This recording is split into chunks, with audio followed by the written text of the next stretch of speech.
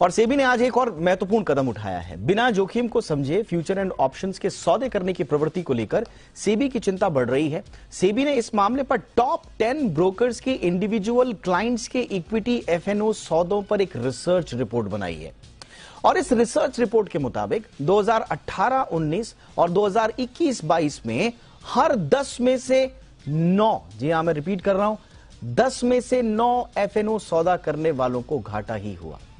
Reports की और क्या क्या हाइलाइट्स हैं ये बताने के लिए इस वक्त मेरे वरिष्ठ सहयोगी ब्रजेश कुमार जी जुड़ चुके हैं। ब्रजेश जी बताइए क्या हाइलाइट्स हैं इस रिपोर्ट में। बिल्कुल दीपक, सबसे बड़ी बात तो यही है कि वायदा में सबको नहीं फायदा। मतलब जैसा कि रिपोर्ट ही कहती है कि 89% लोगों ने नुकसान ही किया है अपना, उन्होंने मुनाफा नहीं कमाया है। अब जो औसत नुकसान है वो ये कहता है कि 89% इक्विटी ट्रेडर को औसतन 1,10,000 रुपए का घाटा हुआ है, ठीक है। और केवल जो 11% लोग हैं उन्होंने ही औसत मुनाफा कमाया है, वो भी 1.5 लाख रुपए। और जिन्होंने मुनाफा भी कमाया है उनका 15 से लेकर के 50% तक जो मुनाफा कमाया वो उनकी ट्रांजैक्शन कॉस्ट में चली गई। तो ये जो इतना अट्रैक्टिव दिखता है लोगों को वायदा के सौदे करना, वो उतना अट्रैक्टिव शायद है नहीं वाकई में, जो रिसर्च रिपोर्ट के जो आंकड़े बताते हैं। इसमें भी यह है कि इंडिविजुअल ट्रेडर्स में से 98% लोगों ने ऑप्शंस में ट्रेडिंग किया और इसमें भी 90% जो एक्टिव ट्रेडर्स थे उनको औसतन 1.25 लाख रुपए का उनका घाटा रहा है।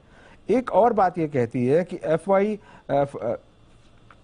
FY22 में आकर यानी 2021-22 में 2018-19 के मुकाबले जो एफ&ओ के ट्रेडर थे उनकी संख्या 5 गुना बढ़ी है। ये वो बीच का दौर है जो जिस दौरान में कोविड था और बड़े सारे इन्वेस्टर्स जुड़ रहे थे। तो जो एफ&ओ के सौदे करने वालों की संख्या है अगर देखें तो करीबन 3 साल में 5 गुना बढ़ गई, जो अपने आप में काफी बड़ी संख्या है। जो 2021-22 में औसत घाटा जो है 50,000, औसत घाटा करीब 50,000 रुपए रहा है, जो कि जो मुनाफा कमा रहे थे लोग उसके करीब 15 गुना ज्यादा घाटा। यानी मोटी बात यही है कि घाटा ज्यादा लोगों को हुआ है और मुनाफा बहुत कम लोगों ने कमाया है। अब बात यह है कि इस रिपोर्ट आई है, अब इसके आगे क्या।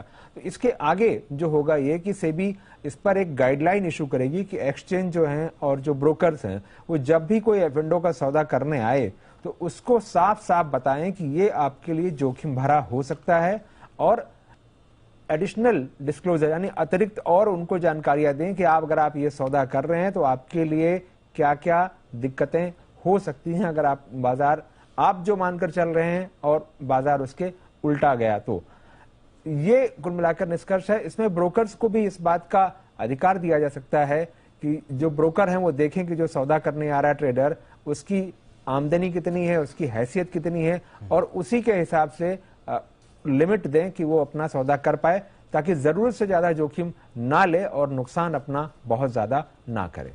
बिल्कुल, और कंक्लूड भी आपके ओपनिंग रिमार्क से करते हैं कि इस पूरी रिपोर्ट का जो लब्बो-लुबाब है, जो ब्रजेश जी ने बहुत अच्छे से बताया कि वायदा में नहीं है फायदा, लब्बो-लुबाब यही है। घाटा ज्यादा हो रहा है लोगों को, 90% के आसपास लोगों ने घाटा ही खाया है और औसत भी आप देखिए तो 1,10,000 का घाटा है। जो जिनको फायदा भी हुआ है उनका भी औसत आप देखें 1.5 लाख रुपए के आसपास का फायदा है औसतन। तो कुल मिला के सोच समझ के आगे बढ़े। बहुत बहुत शुक्रिया इस तमाम जानकारी के लिए।